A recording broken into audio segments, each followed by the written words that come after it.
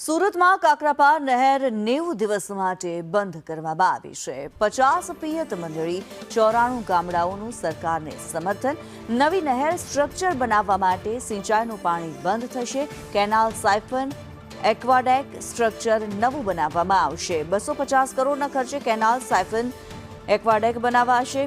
90 દિવસ પાણી બંધ રહેતા ઉનાળુ ડાંગરને અસર નહીં થાય, ત્યારે કામગીરીથી ડાંગરનો પાક 10% ઓછો થશે તેવું આગેવાનોનું કહેવું છે।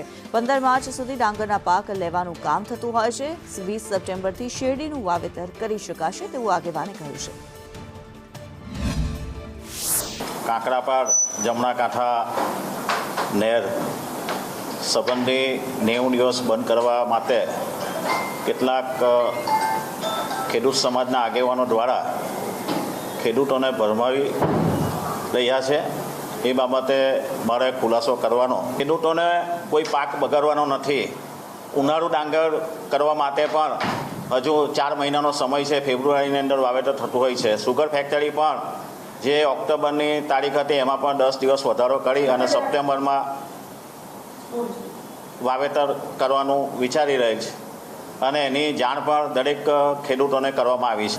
દક્ષિણ ગુજરાતની તમામ સુગર ફેક્ટરીઓએ 1 ઓક્ટોબરથી વાવેતર કરવાની છૂટ આપેલી હતી, પરંતુ આ સરકારશ્રીના આ નિર્ણયને વધાવીને સુગર ફેક્ટરીના તમામ સંચાલકોએ મિટિંગ કરીને 10 દિવસ વહેલી કરીને 20 સપ્ટેમ્બરનું વાવેતર કરવાની છૂટ આપેલી છે।